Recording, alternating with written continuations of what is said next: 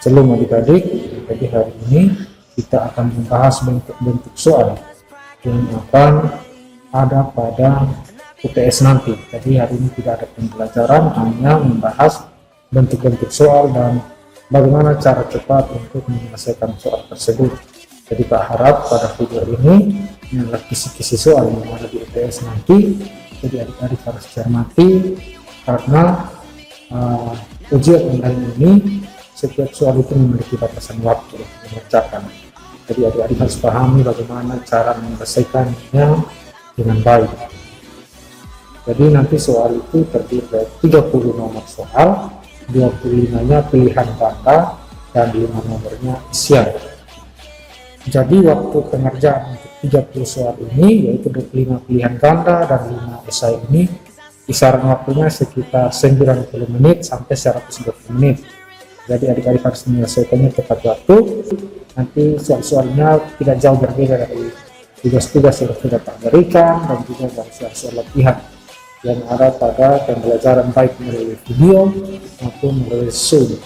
Karena itu jika adik-adik menonton video maka sudah pasti soal-soal ini terasa mudah.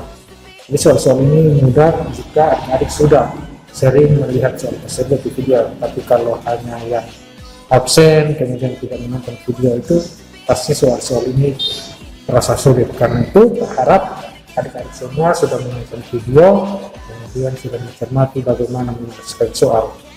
Oke, baik adik-adik, jadi untuk ujian tengah semester mata pelajaran matematika peminatan itu terdiri dari 30 soal, di mana 25 soalnya pilihan ganda dan 5 soalnya berbentuk uraian.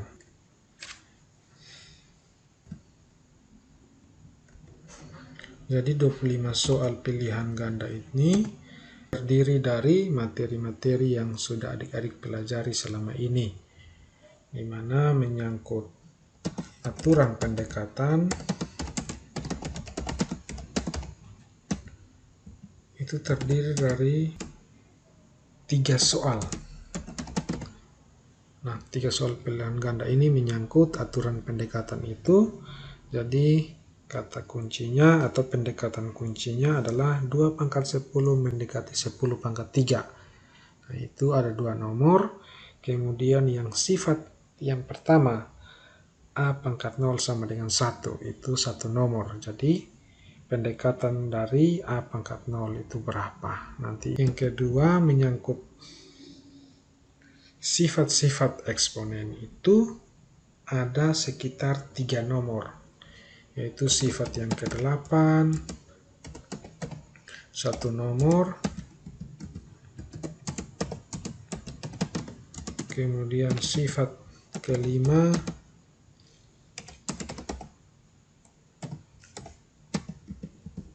1 nomor atau 1 soal, dan yang terakhir sifat kedua itu juga 1 nomor.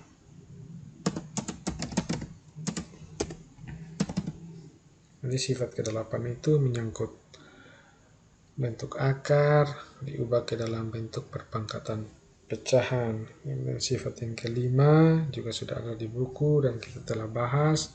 Kemudian sifat kedua itu menyangkut pangkat di dalam kurung dan pangkat di luar kurung. Bagaimana kita menukar posisi agar supaya bisa dikalikan dengan bilangan pokok. Kemudian yang berikut menyangkut bilangan berpangkat. Jadi bilangan berpangkat itu ada 1 soal juga, itu menyangkut antara ditulis dalam urutan turun maupun ditulis dalam urutan naik. Jadi kalau ditulis dalam urutan naik itu berarti ditulis dari bilangan yang terkecil sampai ke bilangan yang terbesar. Sedangkan kalau soalnya ditulis dalam urutan turun berarti dari bilangan yang terbesar ke bilangan yang terkecil. Ingat yang sudah kita bahas dan Pak sudah tekankan di situ, kalimat kuncinya atau kuncinya adalah rubah bentuk-bentuk bilangan berpangkat itu ke dalam satu bentuk, baru kita bisa membedakan mana yang terbesar dan mana yang terkecil. Oke, yang berikut menyangkut fungsi eksponen. Di fungsi eksponen ini ada sekitar 4 soal.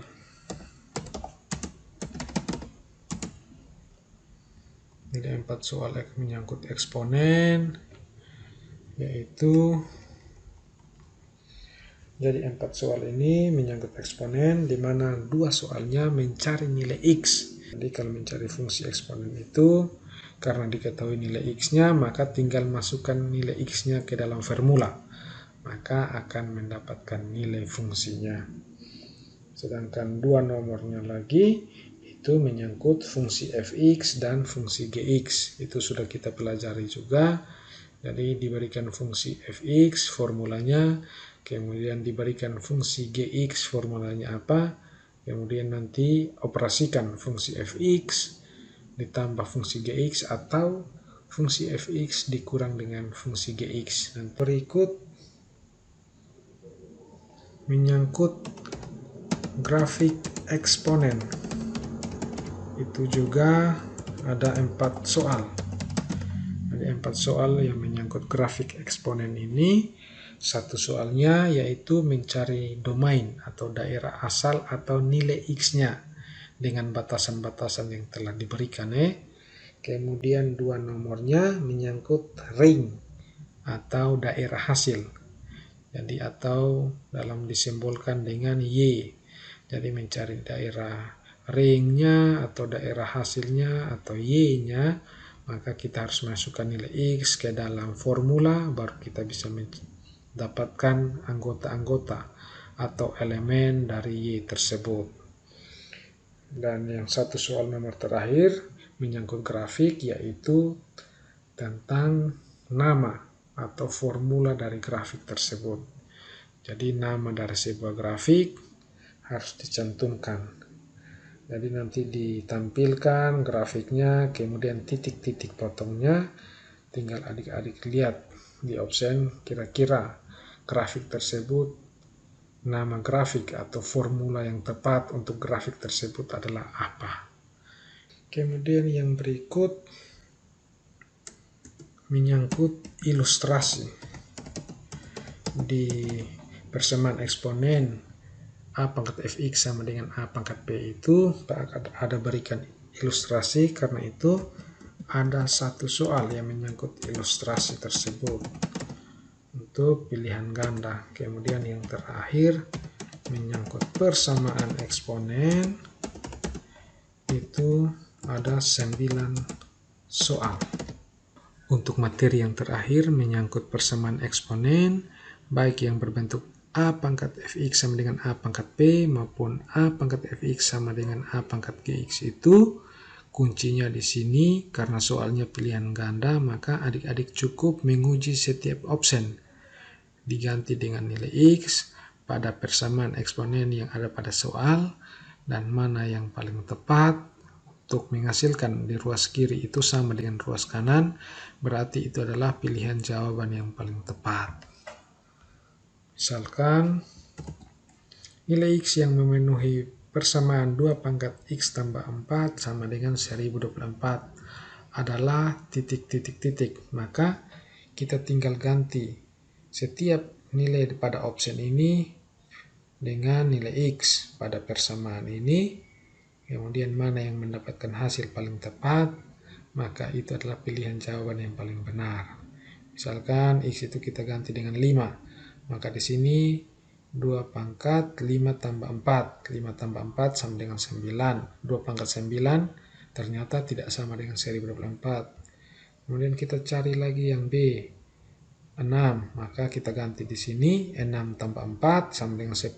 Berarti 2 pangkat 10 itu sama dengan 1024. Nah, dari hasil pengujian option itu ternyata option B yang paling tepat, karena hasilnya di ruas kiri sama dengan ruas kanan. Nah, itu kalau soal pilihan ganda. Soal uraian. itu terdiri dari aturan pendekatan, satu nomor, kemudian pembuktian fungsi eksponen, pembuktian fungsi fx dan gx. Kemudian yang ketiga menyangkut menggambar grafik fungsi eksponen, jadi menggambar grafik. Kemudian yang keempat itu menyangkut ilustrasi. Jadi untuk menyangkut ilustrasi kehidupan yang adik-adik jalani itu menyangkut pembelajaran matematika, Pak harap adik-adik bisa jawab dengan jujur.